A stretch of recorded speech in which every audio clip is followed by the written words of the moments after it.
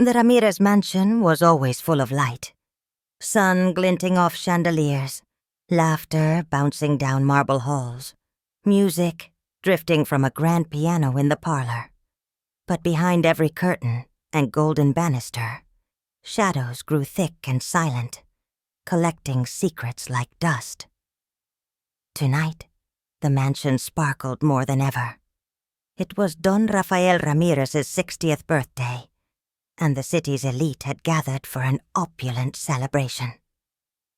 Politicians in pressed suits, local business magnates, and old money matriarchs mingled beneath chandeliers, while waiters in starched uniforms poured champagne and served caviar.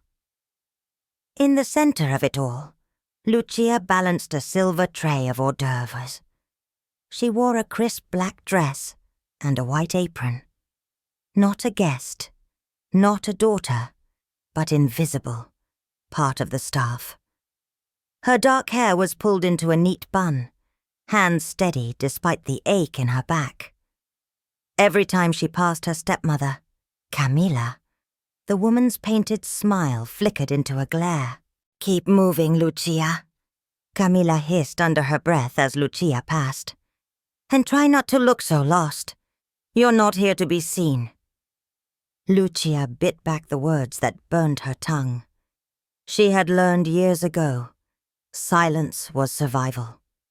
Her half-siblings, dressed in designer suits and silk dresses, drifted among the guests with practiced ease, always making sure to call Camila Mama loud enough for everyone to hear.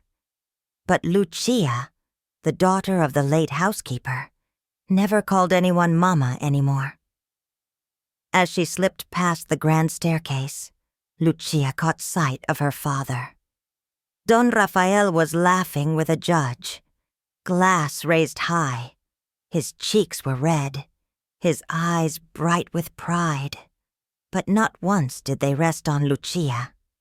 To him, she was background, useful, silent, forgettable. The evening wore on. The band played salsa. The guests danced and flirted, gold and silver swirling across the floor.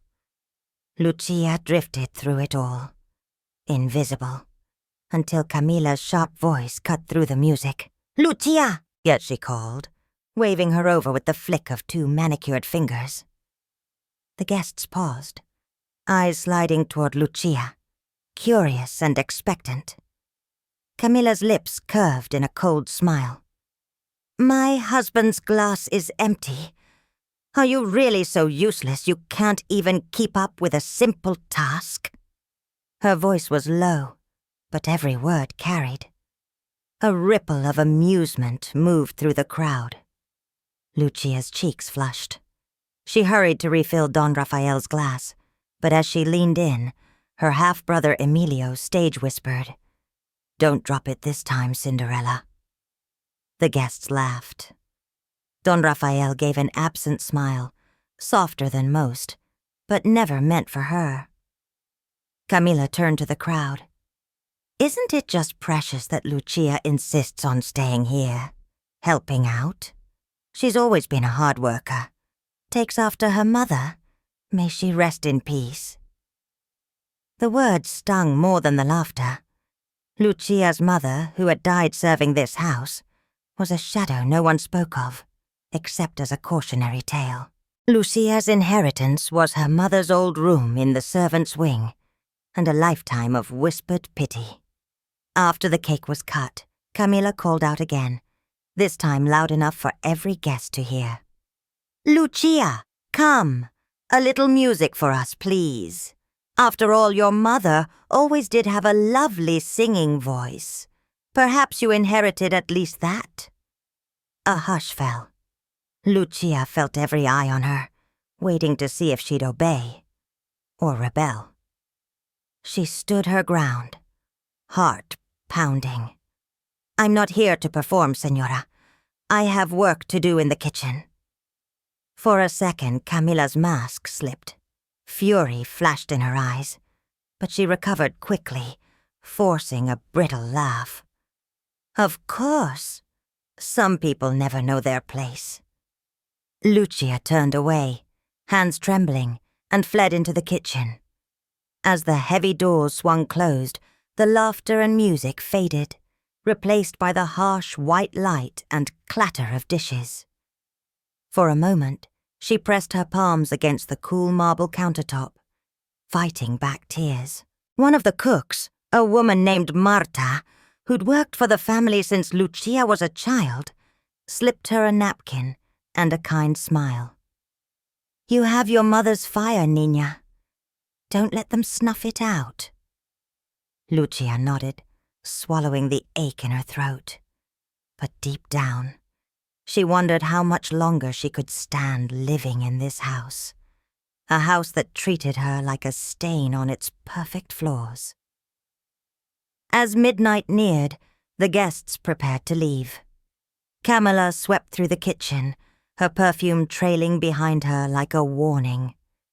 "You'll clean up when everyone's gone," she ordered, her voice cold and final. "And remember, Lucia, gratitude is all you have.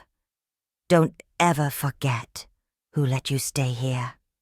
When the last guest's car disappeared down the drive, Lucia crept up the back stairs, avoiding the grand hallway lined with family portraits she'd never been allowed to appear in. In her tiny attic room, she sat in the dark, clutching the one photograph of her mother she had left. Through the window, the mansion glowed golden. From inside, it was all shadows. Tonight, Lucia finally let herself cry, not from weakness, but from the growing certainty that something had to change. And far below, in the silence of the kitchen, the napkin Marta gave her had something scribbled on the back. A message she hadn't noticed. A secret her mother left behind. It was time to listen. The night stretched on, restless and long. Lucia lay on her narrow cot, the only warmth coming from a faded blanket, one stitched by her mother's own hands. The grand house below slept soundly, secure in its secrets, while Lucia stared at the ceiling, replaying every humiliation from the party. Camilla's laughter, the smirk on Emilio's lips, her father's silence. It all pressed down like a weight, but the napkin from Marta lay on her pillow. And now, in the quiet, Lucia noticed a faint pattern pressed into the paper, a set of numbers and a single phrase written in her mother's handwriting. Delicate and sure. "The truth will set you free. Check the old chest." A jolt of hope ran through her veins. The old chest, her mother's battered wooden trunk, stashed for years in the back of the storage attic, left untouched since the funeral. Lucia had never dared open it. Camilla had warned her away, insisting it was only rags and old memories. Quiet as a shadow, Lucia rose from bed, pulled on a sweater, and crept into the dark corridor. The attic air was thick with dust and the scent of cedar. She slipped past piles of linen and holiday decorations until she found it. The chest, still locked with the little brass padlock her mother always used. The code, her mother's birthday, the numbers written on the napkin, clicked open the lock. Lucia's hands trembled as she lifted the lid. Inside, wrapped in a shawl, were dozens of old letters, faded photographs, and a weathered journal. Lucia sat cross-legged and began to read by flashlight. The first pages were filled with her mother's looping script. "If you are reading this, mi sol, then you have already learned how hard this house can be. I tried to shield you. I tried to make them see you were a blessing, not a burden. But some people see only what they want. A servant, not a daughter. If you ever need to know you are loved, read these words. You are stronger than all their cruelty." Tears blurred Lucia's eyes as she turned the pages. Each entry detailed not just daily life, recipes, reminders, little jokes, but also her mother's growing unease as Camilla's power increased, as her father grew more distant. There were warnings, too. Trust the ones who work in the shadows. They know what true kindness costs. You are not alone, even when you feel invisible. At the very bottom of the chest, Lucia found an envelope, marked with her name. Inside was a copy of her mother's work contract. Signed, witnessed, and, to Lucia's surprise, containing a handwritten addendum from Don Rafael. In the event of my passing, I wish for my daughter Lucia to have a home and an inheritance equal to that of any of my children. Her breath caught. Lucia remembered how, after her mother died, Camilla had thrown out most of their things, shuffling Lucia to the attic, never mentioning any inheritance. Had her father forgotten, or had he been forced to forget? There were more secrets in the chest. Letters from other housekeepers who had come and gone, each one mentioning the quiet kindness of Lucia's mother and hinting at the dark underbelly of the Ramirez household. Thefts that were covered up, sudden firings, debts quietly paid by the family for reasons never discussed. But most precious of all was a final note, almost too simple, folded and faded from years of handling. Don't let them take your heart, Lucia. Find your courage. If they ever push you out, remember, strength comes not from power, but from knowing the truth and refusing to be broken by it. Lucia sat in the dusty attic, surrounded by memories and quiet love, feeling a warmth she hadn't known since childhood.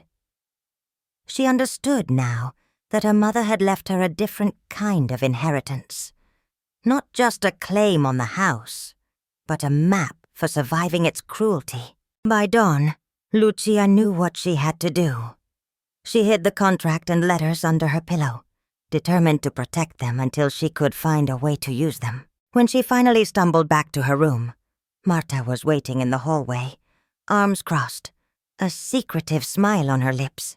"Find what you needed, Niña?" Lucia nodded, her voice stronger than she felt. "More than I ever hoped." Marta pressed a gentle hand to Lucia's shoulder. "The house may belong to them, but your mother's spirit is still here, and so am I. You are not alone." For the first time in years, Lucia believed it. As the sun rose over the mansion, gilding every window with gold, Lucia looked out at the sprawling gardens and marble statues. She saw not a prison, but a battlefield, a place where she could finally claim her place, not with bitterness, but with truth. Downstairs, Camilla plotted her next humiliation. Upstairs, Lucia whispered a promise to her mother's memory. "They will not break me. I will not live in shadow forever." In the days after discovering her mother's letters, Lucia walked the halls of the Ramirez mansion with new eyes. She saw the cracks beneath the marble, the hurried glances among the staff, the careful way Marta and the older housekeepers watched her, protecting her in small, quiet ways. She carried her secret contract everywhere, hidden in the lining of her jacket. Its words like a silent shield, silent. But with every sunrise, the air in the house grew more tense. Camilla, sensing some new spark in Lucia, kept her under sharper watch. The siblings, Emilio, Sofia, and tiny Marisol, seemed to drift past Lucia with new contempt, treating her not even as staff, but as something less, something in the way. One morning, just after Lucia finished mopping the main hall, Camilla summoned her to the study. Don Rafael sat behind his grand desk, a half-drunk cup of coffee cooling beside him. His face looked tired, older than usual, eyes shadowed by a weight Lucia couldn't name. Camilla handed Lucia a thick envelope. "For you," she said, her smile cold and victorious. A small token of our appreciation for all your hard work over the years. Lucia opened the envelope to find a legal document, dense with paragraphs. The first lines chilled her blood. I, Lucia Moreno Ramirez, voluntarily relinquish any claim to inheritance, property, or assets belonging to the estate of Don Rafael Ramirez, or his heirs, in exchange for continued room and board, until further notice. She stared at the page, her heart pounding. What is this? She managed, voice trembling.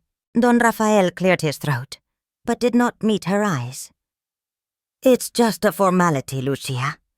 A way to make sure things stay simple. You'll always have a home here. Isn't that enough? Camila's tone was sharper. You should be grateful. We're allowing you to stay after your mother's passing. Most families wouldn't be so generous. All we ask is a little paperwork, so there are no misunderstandings later. Surely you understand. Lucia's hands clenched the page, her mind racing back to her mother's contract. She knew now what this really was. A trap. If she signed, she would lose her only protection. The last promise her mother had wrung from Don Rafael before her death. I'd like some time to look it over, Lucia said quietly, forcing calm into her voice. Camila's eyes narrowed. Don't take too long, querida. We're just trying to do what's best for everyone. Don Rafael sighed, rubbing his temple. Your mother wouldn't want you to be troubled by these things, Lucia. Just trust us. Lucia nodded, masking her rage. Of course. Thank you, Papa. Thank you, Señora. She left the room, heart pounding, and fled to the kitchen. Marta was waiting, drying her hands on a dish towel. Lucia showed her the document, voice shaking. They want to cut me out, Lucia whispered, barely holding back tears. After everything, Marta hugged her tightly. You are your mother's daughter. You are smarter than all of them. Do not sign. Not for any threat. You have rights, niña. And you are not alone. For the next week, Camila orchestrated a campaign of small cruelties, locking Lucia out of her room, assigning her double chores, forgetting to save food for her at dinner. The siblings mocked her in the halls. Emilio hid her only pair of good shoes, while Sophia poured bleach over Lucia's laundry, destroying her few nice dresses. But Lucia endured. At night, she reread her mother's journal and the contract, committing every word to memory. She hid her evidence with Marta's help and refused every push to sign the agreement. One night, Don Rafael visited her attic room. He stood in the doorway, face lined with regret. I wish things were different, he murmured. Your mother was special. But Camila, she holds this family together. I have to keep the peace.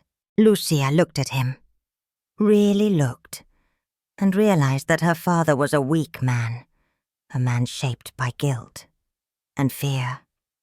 For the first time, she felt more pity than longing.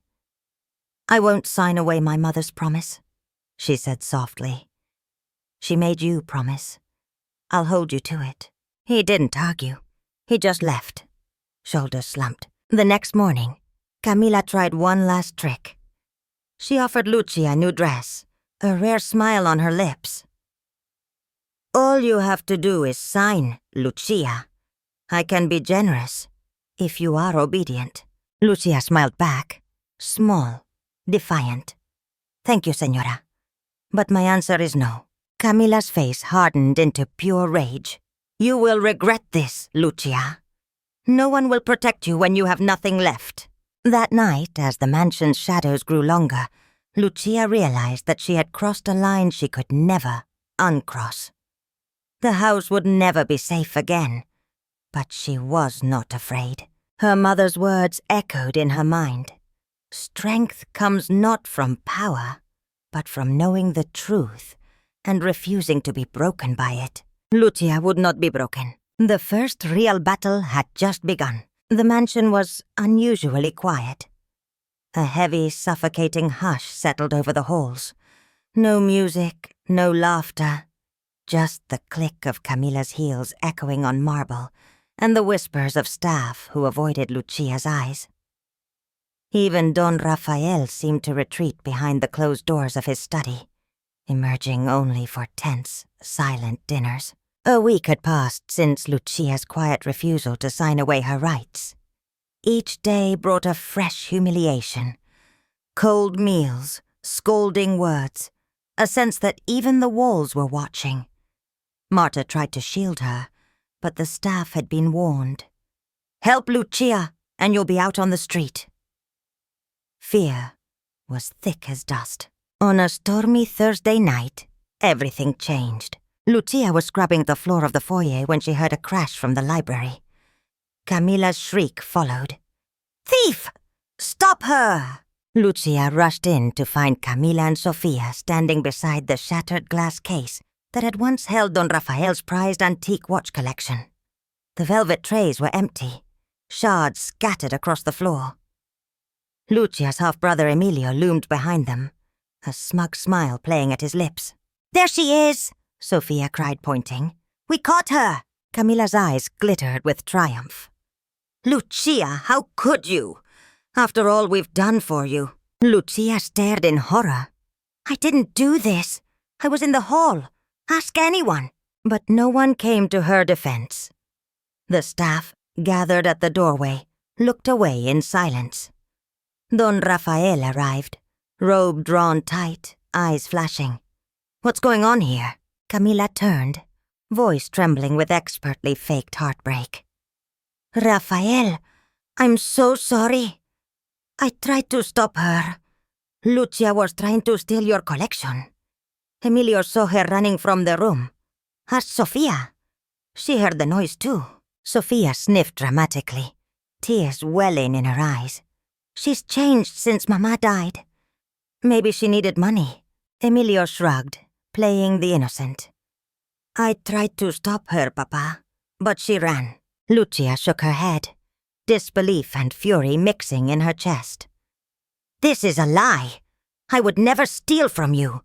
Someone else took the watches. Maybe it was..." But Camila cut her off, turning to the staff. "Did anyone see Lucia tonight?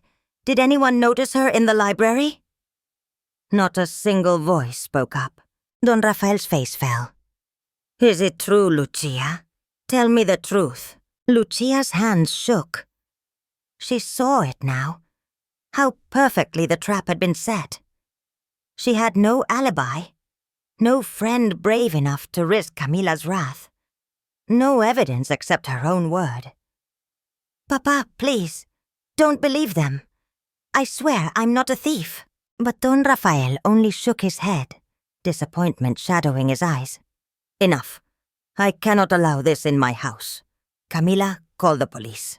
Lucia felt the walls closing in. In that moment, Marta stepped forward, voice trembling.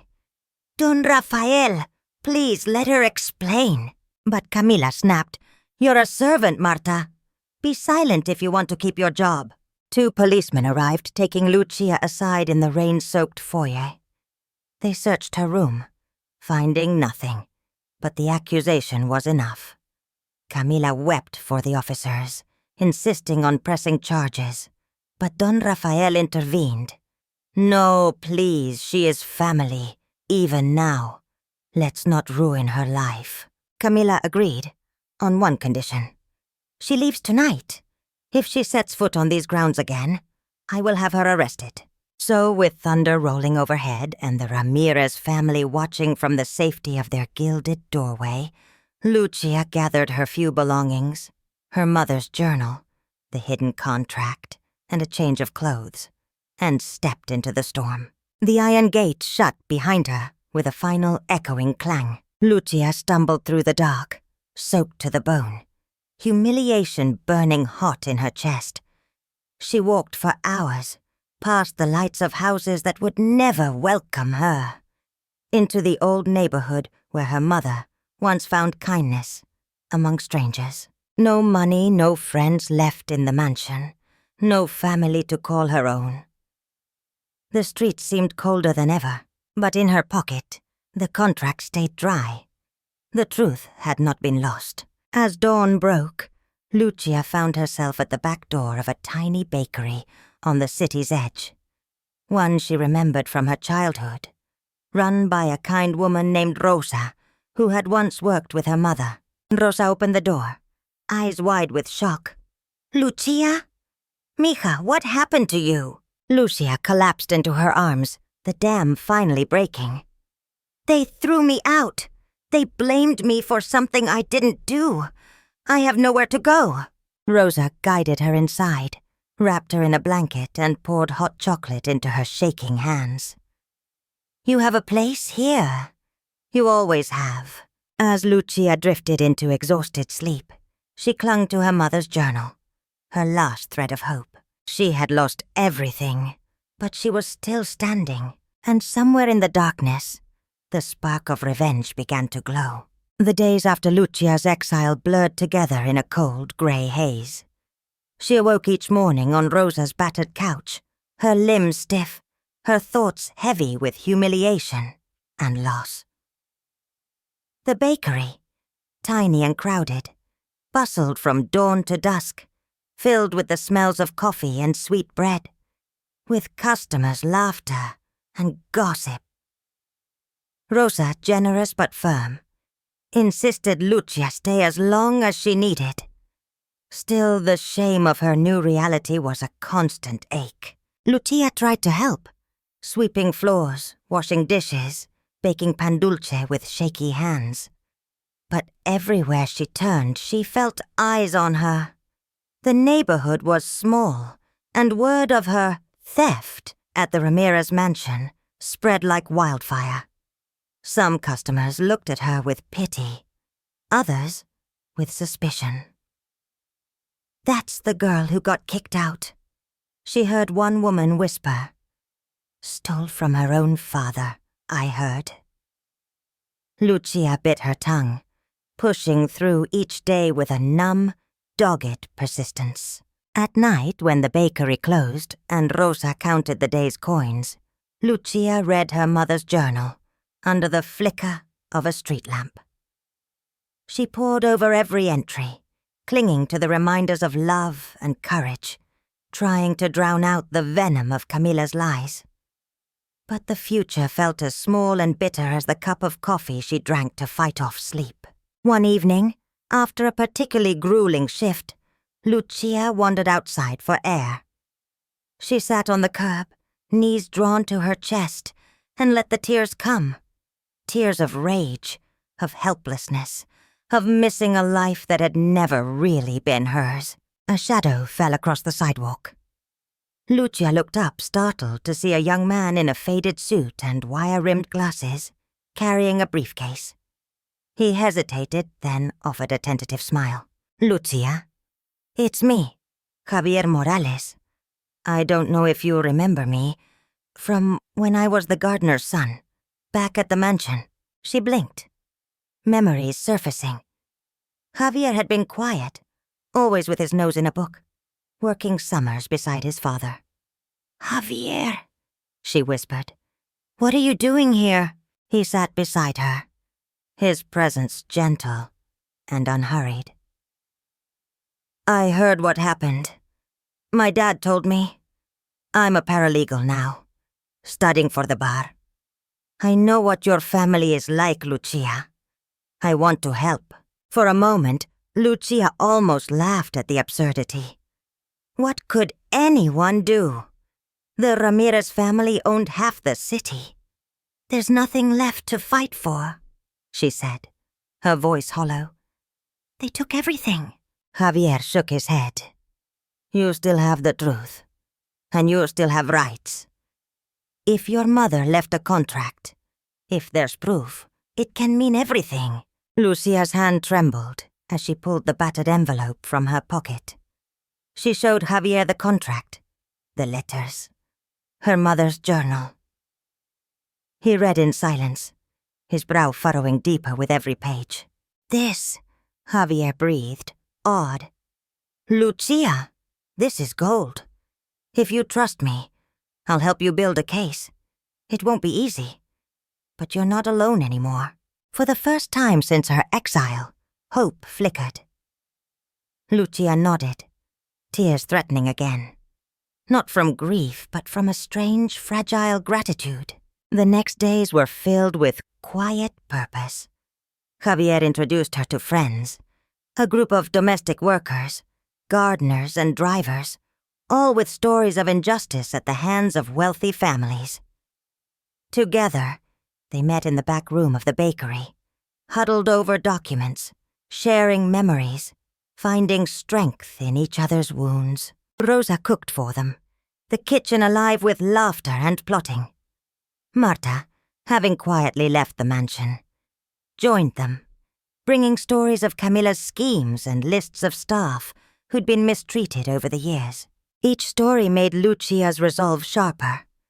Her shame began to fade, replaced by a quiet fury.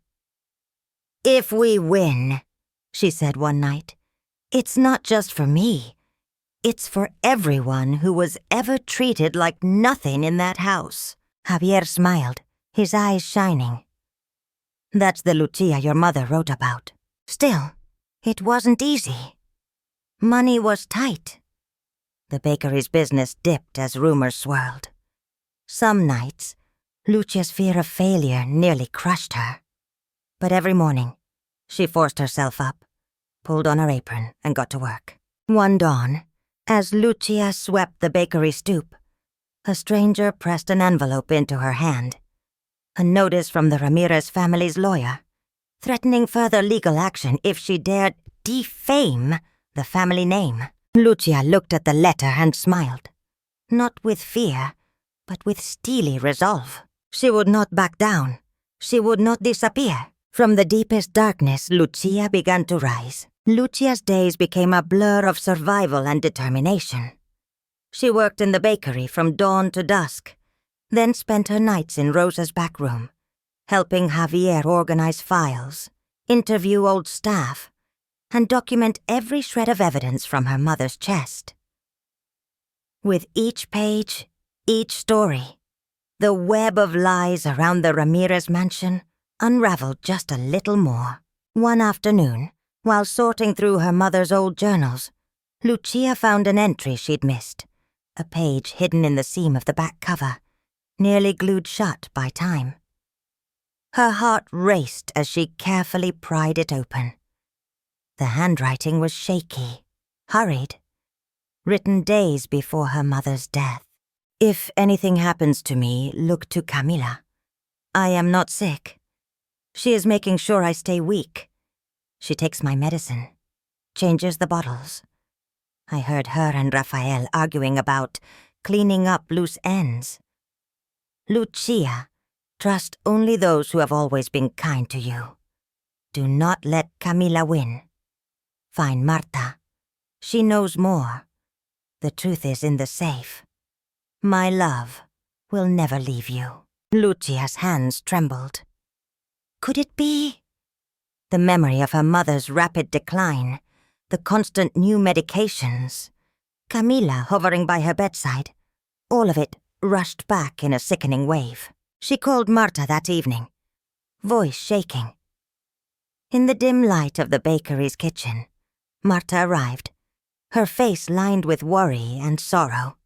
Lucia showed her the journal entry. Marta nodded, tears brimming in her eyes. "I always suspected, Niña. I saw Camila tampering with the pill bottles. I tried to warn your father, but he wouldn't listen. He said I was just jealous, bitter. After your mother died, Camila made me swear never to speak of it, or I'd lose my job and my home. But I kept her last bottle of medicine, hidden in my sewing kit, just in case you ever needed it." Javier arrived with his laptop, already researching. "If the medicine was tampered with, we can have it tested. And if we can prove foul play, it will open up a criminal investigation. not just a civil case. The next morning, Rosa drove them to a friendly doctor at a local clinic. The doctor ran tests, and days later, confirmed their worst fears. The bottle contained far more than the prescribed dose, a potentially lethal amount.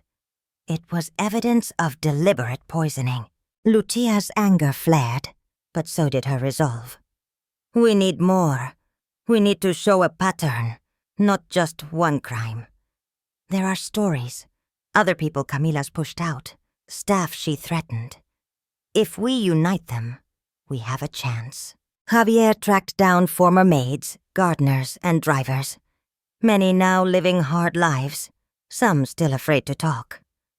But word spread that Lucia was fighting back, and slowly people came forward. A cook who saw Camila forging Don Rafael's signature on financial documents. A gardener who'd witnessed her paying off a city inspector to ignore code violations. A driver who overheard Camila threatening Don Rafael's business partner, forcing him to sell shares back to the family for a fraction of their value. Each story painted the same portrait. A woman who controlled the Ramirez family with fear, lies, and ruthless ambition. As the weeks passed, Lucia and Javier built a file thick with evidence. With Rosa's blessing, they converted the bakery's back room into a war room, walls covered in sticky notes, timelines, and names. Every thread led back to Camila. The final piece came one rainy evening, when a timid knock sounded at the bakery door. It was Anna, a former nanny clutching a battered purse. "I heard what you're doing," Anna whispered. "I kept something from the mansion. A copy of the safe's key and a list of everything Camila ever paid me extra to keep quiet. I never wanted trouble, but your mother was good to me. She deserves justice." With Anna's key, Lucia and Javier returned secretly to the mansion, one midnight. They crept through the servants' entrance, hearts pounding. In the office behind the grand staircase, Anna's key fit the safe. Inside were stacks of cash, fake IDs, deed transfers, and, most damning of all, a second set of medical records with Camila's handwriting. Notes on altering doses and scheduling appointments. It was the proof they needed. As Lucia slipped back into the night, the mansion's golden lights flickered behind her. For the first time, she no longer felt afraid. She had everything: evidence, witnesses, truth. Lucia met Marta and Javier at the bakery, spreading the documents across the table. "This is it," she said, voice steady. "This is how we end her reign." The shadows that had haunted her for so long began to break, replaced by the fierce glow of justice. The Ramirez mansion's secrets were no longer safe. The next days dawned with a new urgency. Gone was the girl who flinched at every harsh word, who felt gratitude for scraps. Lucia was changing, her pain hardening into purpose. She could feel her mother's spirit with her, sometimes in Rosa's gentle smile, sometimes in Marta's quiet encouragement, always in the calm hand of Javier, guiding her through the unfamiliar world of legal war. Every night after the bakery closed, the war room came alive. Lucia sat with Javier over thick textbooks and online lectures. They studied inheritance law, read about evidence chains, and practiced mock testimony. Javier was patient, showing Lucia how to read legal language, how to spot loopholes, how to stand her ground in deposition. "Remember," Javier said, "the law is a shield if you know how to use it. Camila counts on people like us being afraid of it, but you're smarter than she thinks." Lucia learned to take notes on every phone call, to store evidence in duplicate files, one at the bakery, one at a neighbor's house. She memorized the timeline of her mother's illness, the sudden changes in medication, the pattern of firings and threats. Every story they gathered from former staff was carefully written and notarized. Each one became a piece of armor. But it wasn't just legal work. Lucia spent time with the others, Rosa, Marta, Anna, and a growing network of people who'd once felt powerless. Over shared meals, they pieced together the broader story. Years of unpaid overtime, threats, false accusations, and bribes. Many were undocumented, most too scared to go public. But with Lucia leading, a sense of solidarity grew. One night, Lucia found herself standing in front of the group, Rosa and Javier by her side, old staff and new faces huddled in folding chairs. "I know you're afraid," Lucia told them, her voice clear and steady. "So am I. But they counted on us being alone, being silent. If we stand together, they can't erase us. If we speak the truth, maybe we can help others who still live in fear. My mother fought for me. Now, I fight for you, for all of us." There was a hush. Then, one by one, people nodded, voices rising in agreement. Marta reached out and squeezed Lucia's hand. "You have become what your mother hoped you'd be." Encouraged, Lucia and Javier arranged meetings with advocacy groups, organizations for domestic workers, legal aid societies, even a local journalist who'd covered abuse in wealthy homes before. They learned how to safely document claims, how to protect witnesses, how to alert authorities without tipping off the Ramirez family. Lucia practiced telling her story, first in private, then to a room full of strangers at a legal clinic. Each retelling made her stronger, more sure. She learned to answer hard questions, to stand tall when challenged, to make her voice heard. The more she learned, the more she saw how deep the injustices went. Camila's power didn't end at the mansion gates. It snaked into city offices, charities, even churches. Everywhere her generosity bought silence or loyalty. One afternoon, Rosa handed Lucia a faded envelope. "This came to the bakery for you." Inside was a threatening letter. "If you value your safety, drop your ridiculous claims. The Ramirez family will never lose to a servant's child." Lucia felt the old fear in her bones, but now it sparked only anger. She showed the letter to Javier, who carefully documented it and filed it with the rest. The next night, as thunder rumbled outside, Lucia stayed late with Javier. He taught her how to draft an affidavit, how to request court orders, how to prepare a legal complaint. "It's almost time," Javier told her. "You're ready." And she was. By the time the sun rose, Lucia stood at the window of the bakery, looking out over the city that had turned its back on her. She wasn't the same girl who'd wept in the shadows of the mansion. She was a fighter, a leader, a woman ready to claim the legacy her mother had left for her. The battle lines were drawn. Tomorrow she would start the war to reclaim her name, her rights, and her dignity. The call went out quietly at first. A whispered message from one kitchen to another. A nod passed between gardeners at a city park. A text thread among nannies, cooks, and janitors, who all shared one thing. They had once worked under the Ramirez roof, or for the families that circled Camila like planets around the sun. Lucia and Javier spent long evenings in the bakery's back room, making lists of names and connections, listening as more people came forward. Some offered tearful confessions of abuse, others arrived angry, demanding justice. All had stories, stolen wages, false accusations, threats to call immigration, secrets exchanged for silence. What began as a handful of scared workers grew into a groundswell. Lucia called their first official meeting on a rainy Sunday. 20 people crowded into Rosa's tiny kitchen, spilling into the bakery, clutching mugs of coffee and plates of pan dulce. Some hid their faces, afraid of Camila's power. Others stared at Lucia with hope and a kind of awe. Marta stood and spoke first, her voice trembling.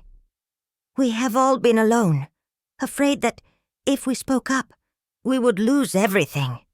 But Lucia is proof. They can throw you out, but they can't erase you.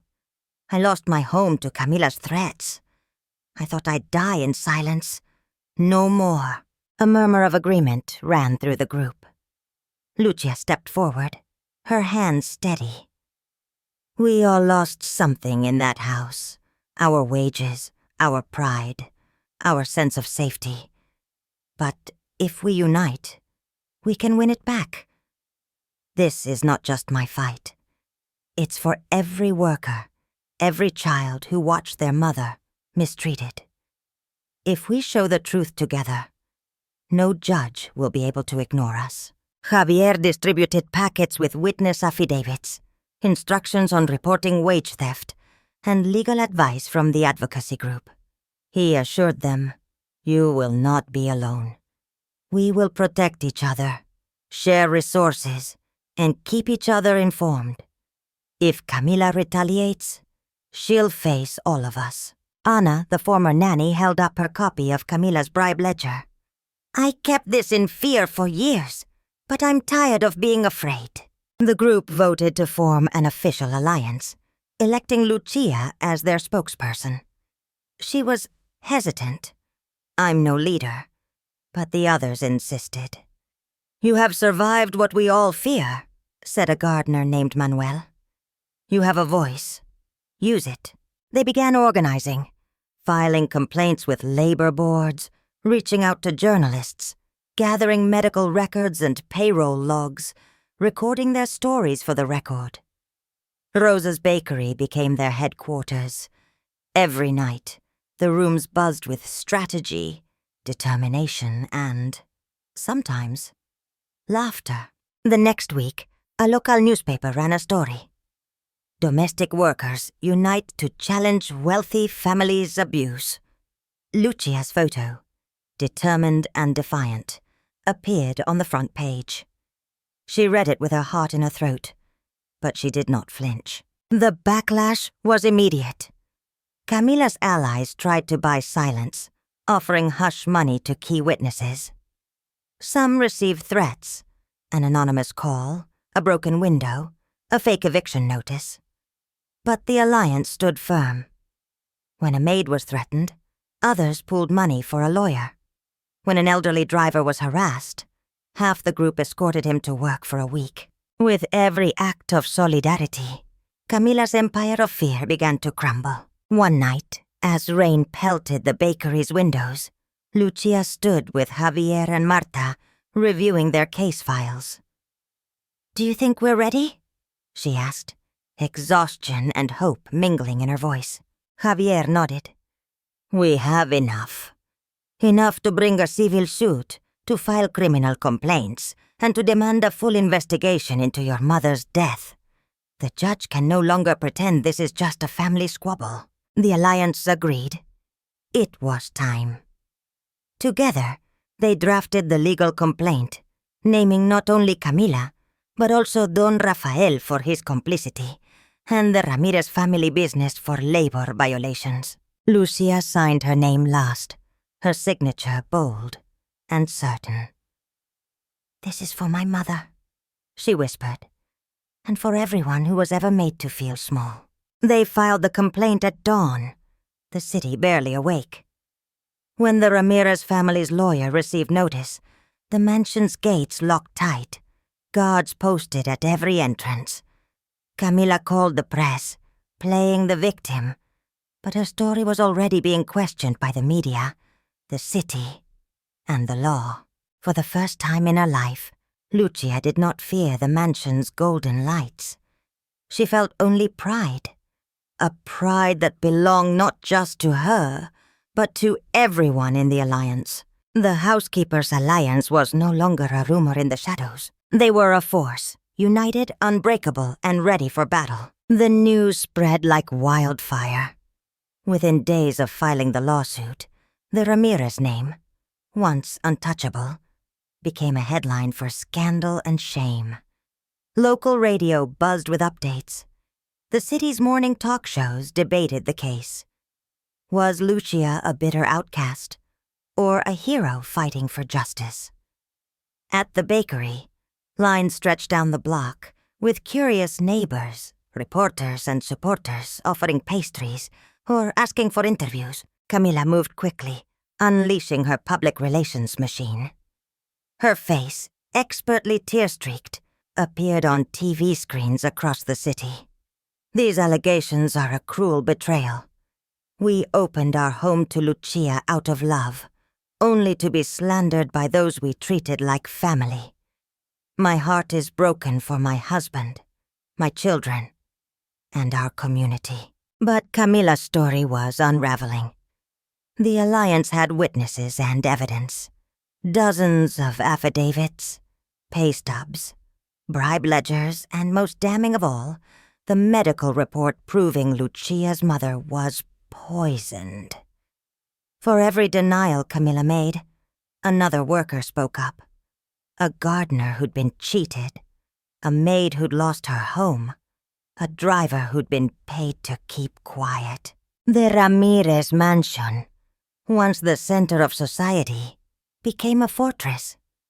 Reporters camped outside, hoping to catch a glimpse of Don Rafael or the children. Sofia and Emilio were whisked away to a relative's estate, shielded from the media storm. Don Rafael, hollow-eyed, released a single statement.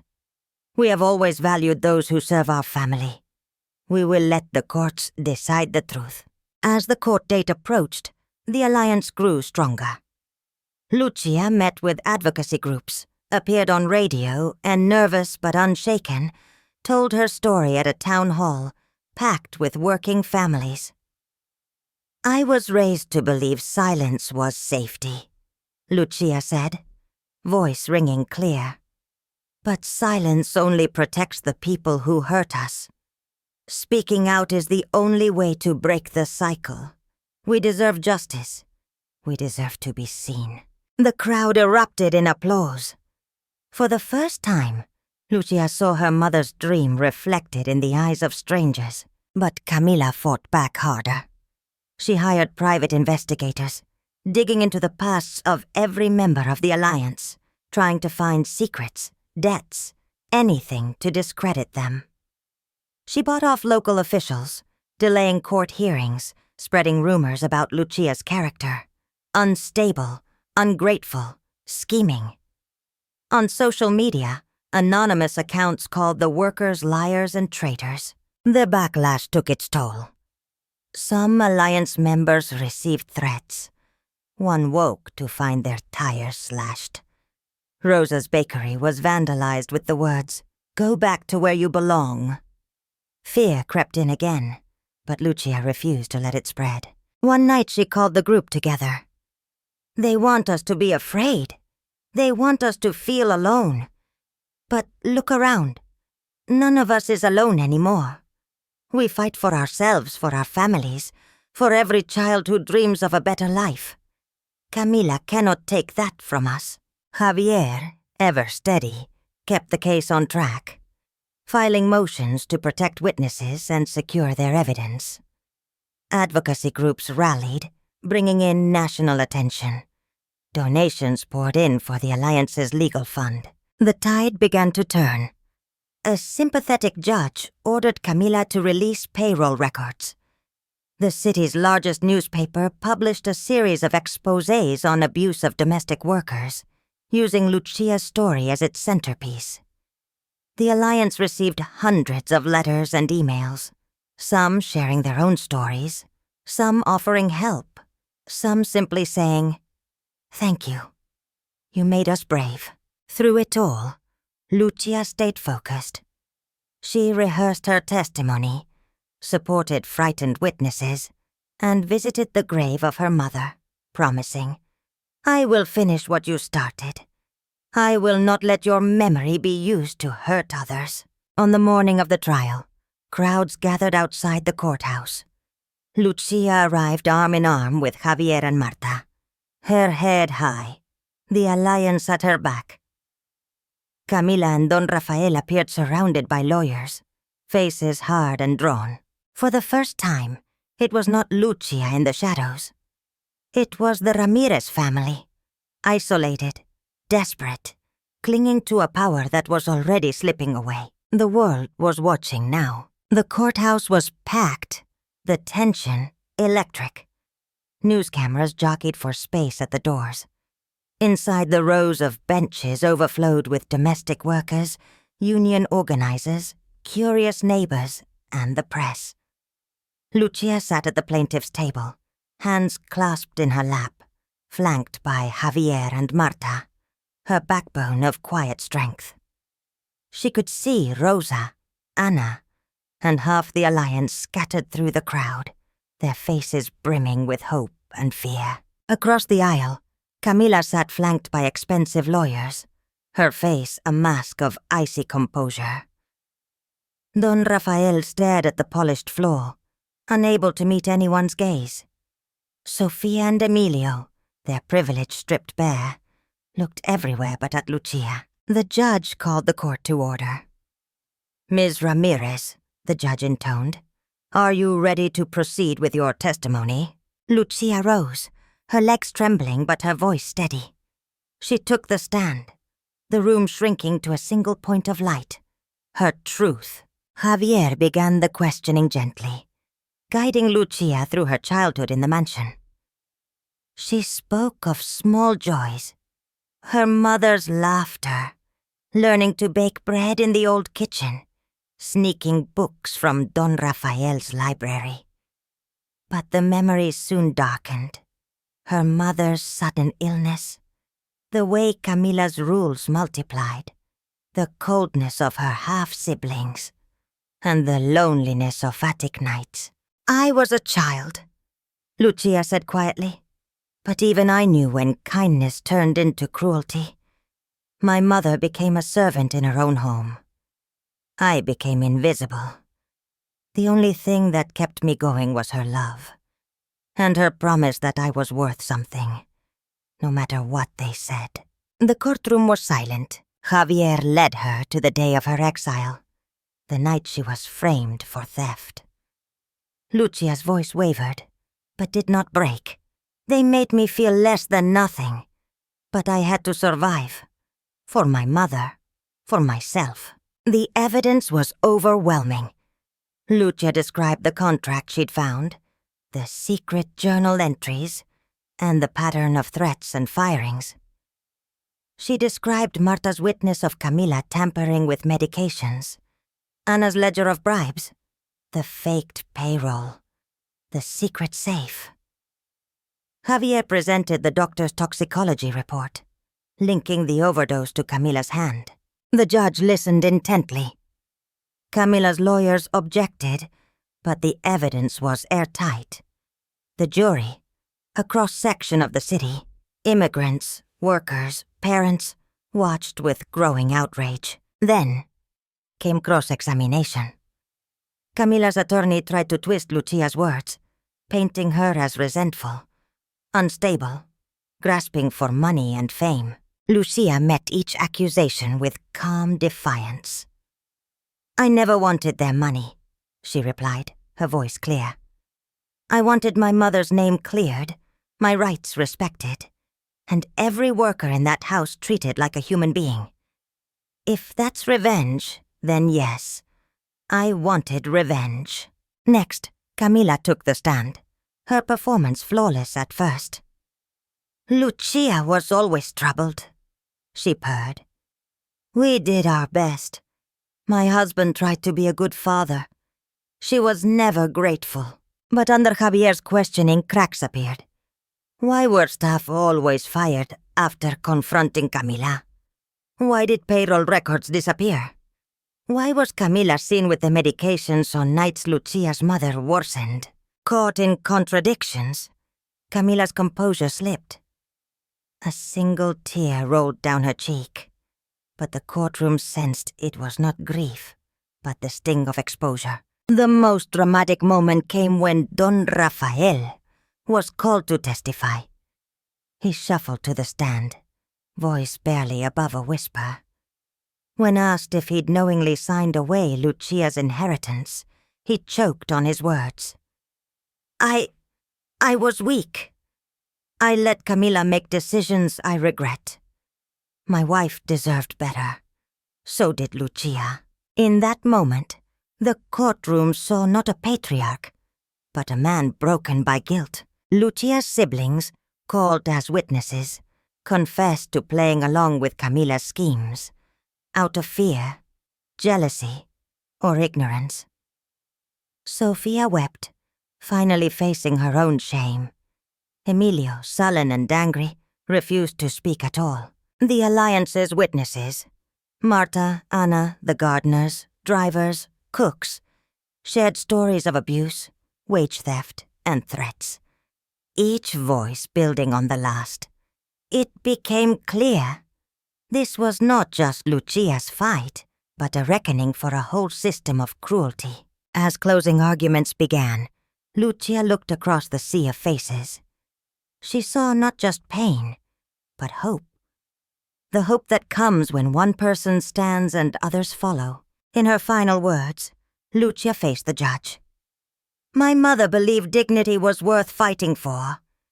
Today, I fight for her, for myself, and for every person told to be grateful for crumbs. I'm not a servant. I'm not a shadow. I am my mother's daughter, and I am home. The courtroom erupted in quiet applause, quickly silenced by the judge, but the message was clear. A verdict was coming. And for the first time, Lucia believed it would be justice, not just for her, but for everyone who'd been made invisible. The courthouse was hushed as the jury returned, every breath held. Lucia's hands gripped the table. Marta, Rosa, and Javier sat on either side, a wall of silent support. On the other side of the aisle, Camila's mask had shattered. Her face was drawn, lips tight, eyes hollow with the terror of defeat.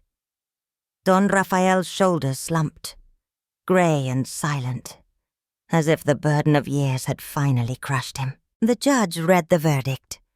Camila Ramirez found liable for wrongful death, fraud, labor violations, and intimidation. Don Rafael found negligent and complicit, stripped of authority over the estate. The Ramirez family ordered to pay substantial restitution to Lucia and all documented workers, harmed under their roof. Lucia Moreno Ramirez, confirmed as a legal heir, with equal rights to her mother's share of the estate, including the mansion itself. A gasp rippled through the courtroom. Camila rose, protesting, but the judge silenced her. You are fortunate not to face criminal charges today. The world will be watching. Lucia felt the verdict settle over her like sunlight after a storm. For a moment, she was numb. Then the tears came, relief and vindication blurring the faces of everyone she loved. The Alliance members cheered, hugging one another in the hall. Reporters surged forward. For the first time, Lucia stood before the cameras, without fear. She spoke simply. My victory is for everyone who was ever told their life was worth less. My mother's voice was silenced, but mine will not be. Thank you to those who stood with me. Our fight is only beginning. Camila was led away by her attorneys, her fortune in ruins, her name stained beyond repair. Sofia and Emilio left the courthouse in silence, unable to meet Lucia's eyes. Don Rafael approached her outside, trembling, the weight of regret dragging every word. I'm sorry, Lucia. I should have protected you, protected her. If you can find it in your heart, forgive an old man's weakness. Lucia studied him for a long, silent moment. "I hope you find peace, Papa. But I can't carry your guilt for you. My life is my own now." He nodded, tears tracking down his cheeks, and walked away, leaving Lucia free, finally, from the family's shadows. Days later, Lucia walked through the grand, empty halls of the mansion, every step echoing with memory. The portraits still lined the walls, but now she saw them as relics of a story that no longer held her captive. She gathered the staff in the main foyer, standing before them as their equal, not their master. "This house will be a sanctuary now," she told them. "No one here will ever live in fear again. If you want to stay, you are family to me. If you want to go, you leave with thanks and fair pay." Marta embraced her. "Your mother would be so proud." Rosa moved in to help run the household. Javier became legal counsel for the new foundation Lucia established. Together, they invited the city's domestic workers to weekly dinners, legal workshops, and art classes for their children. The mansion transformed. What was once a gilded cage became a living monument to justice, healing, and possibility. Lucia set aside one room as a memorial to her mother. There, she placed her mother's shawl, the journal, and the first family portrait Lucia had ever painted. This time, filled with light, every face welcome. In the end, Lucia's greatest act of revenge was not the verdict or the fortune. It was reclaiming her place, her dignity, and building a new legacy on the ashes of the old. She was no longer the housekeeper's daughter, nor a shadow in her own home. She was Lucia Moreno Ramirez, owner, leader, survivor. And finally, she was home. The Ramirez mansion was almost unrecognizable by the end of that summer. The gilded halls once filled with cold silence now echoed with children's laughter, music, and the warm clatter of shared meals. Lucia moved quietly through the rooms, not as a servant or a guest, but as the heart of a new family. One she chose, one that chose her back. She started small, repainting the staff quarters in cheerful colors, opening the gardens to local children for weekend playdates, inviting neighbors, once kept at arm's length, to join in for tamale-making nights and Sunday picnics beneath the old sycamore trees, where portraits of long-gone ancestors had once glared down. Now hung photographs of the Alliance, workers, children, and community leaders, all smiling, free. Word spread quickly. Domestic workers from across the city came for legal advice and camaraderie, sometimes bringing only hope and their stories. Javier set up free legal clinics in the old library. Rosa ran baking workshops, teaching children her mother's famous conchas. Marta, retired at last, became the mansion's unofficial abuela, holding babies and soothing worries in 3 languages.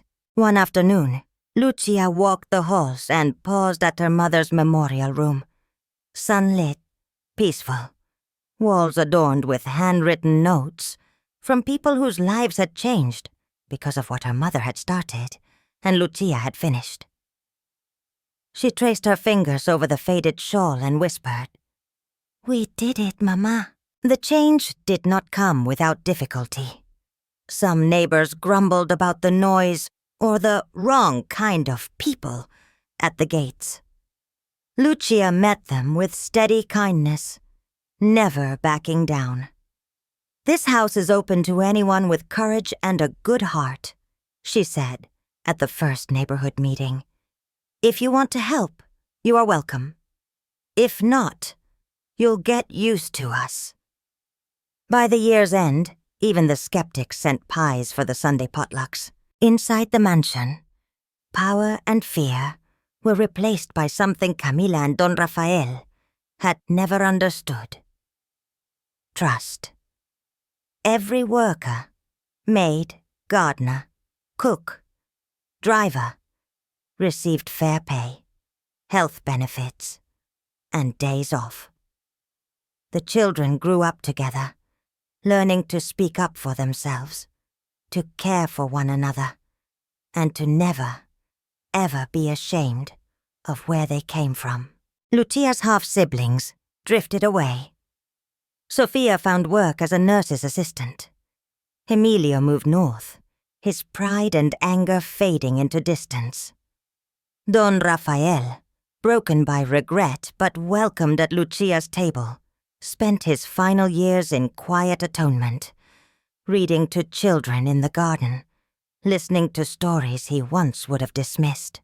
But the greatest transformation was inside Lucia herself. For the first time, she felt completely at home.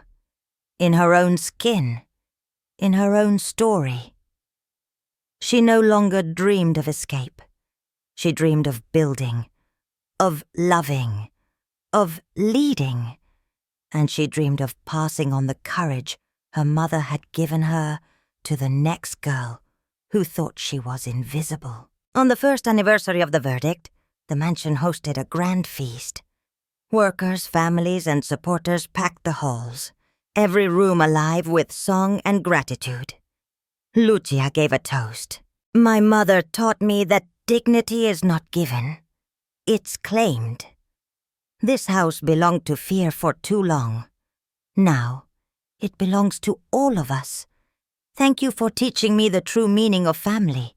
Here, everyone has a place, and no one will ever be left behind again." Applause thundered. Tears ran freely. Marta hugged Lucia so tightly she thought her ribs might crack. That night, Lucia stood in the moonlit garden, surrounded by the people she loved, and finally felt the weight of her old pain melt away. Her revenge was complete, not in their suffering, but in her triumph, in the joyful, bustling legacy she had built from ashes and courage. A new home for a new kind of family. And so the housekeeper's daughter became the keeper of the house, a place where every shadow was banished, and every heart, no matter how battered, was welcomed home.